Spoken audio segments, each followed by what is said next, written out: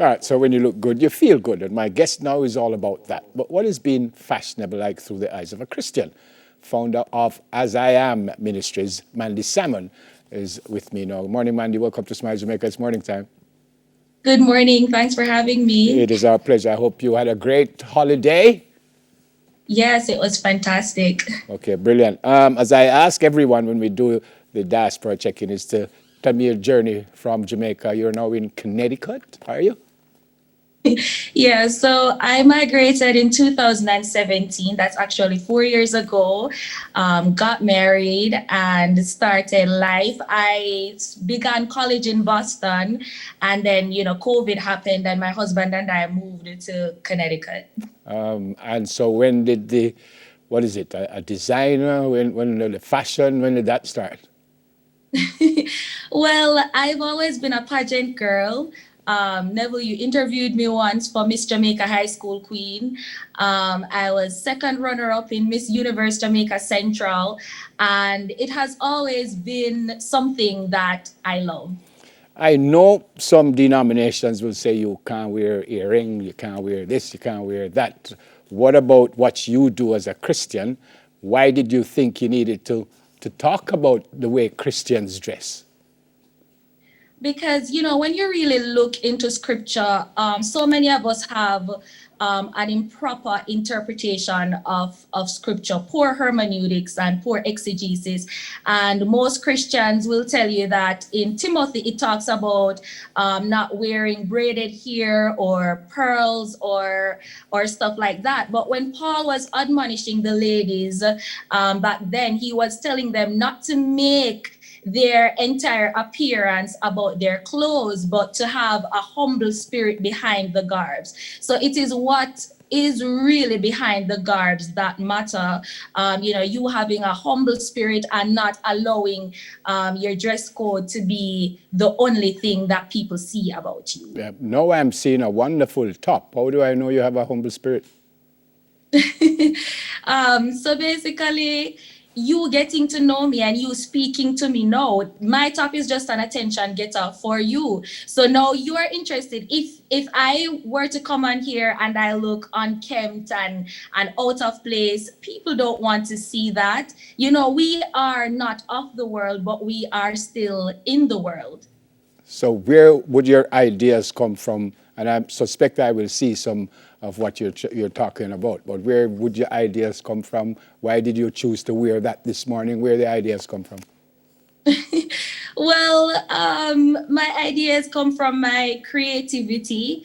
I am a very creative person. I love to dance. I love to sing. I love to act. I love to express myself. And I believe that, God is the ultimate creator. I'm also studying communications in school. I'm a senior at Gordon College in Boston. So, as professional communicators, we are taught that we don't only communicate through language or words, but we also communicate through our fashion sense. So I think my creativity comes from God. Yeah, I'm enjoying what I'm seeing. The first one I saw, the blue one with the split, that one right there.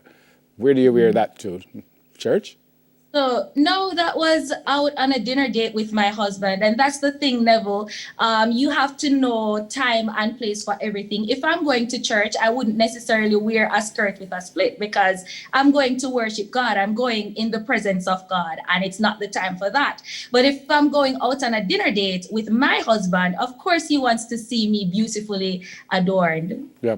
Rend your hearts and not your garment. Why couldn't you wear that in church? Would someone be upset that you came to church looking like that? Because you did come to worship God. So why would something be wrong with that? People would be upset, but I'm generally not concerned about people's opinions of me.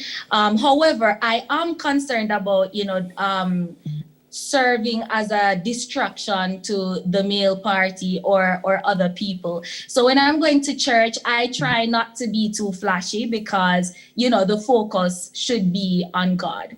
Yeah. So your outfit is not for someone who only going to church. It could be going to a party, it could be going to work, it could be anything, right?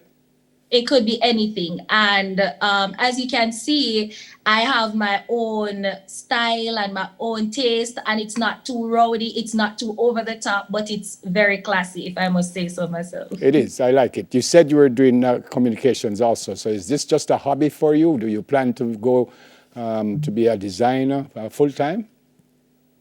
No, what I really do with dressing up, it's really just an attention getter for Instagram, so that I can get down to the meat of the matter, which is the gospel, which is the message of hope. I try to inspire young Christians to jump out of the box. I recently wrote a book called Transit, and it basically speaks about, you know, getting out of the box, stop bombarding ourselves with societal views of what Christianity should look like, and just you know, having an honest relationship with God. So I post a lot on Instagram, and these pictures just draw people into what I really want them to hear, the gospel. Yep. Tell me about As I Am Ministry.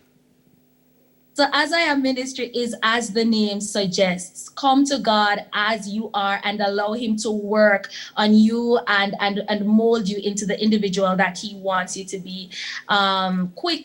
Quick just run along of how I started As I Am Ministry. So I went through a major identity crisis. I was in Jamaica. I was known for drama and acting. I was a part of Jamaica Youth Theatre, did a lot of pageants. So coming into Christendom, I really faced a lot of backlash from the church. They wanted me to water down my personality. But if God is the author of you know, all things, and he is a creative God, just look at how diverse our world is. You know, you go outside and the flowers all look different. You have pink, you have yellow. God is a diverse God.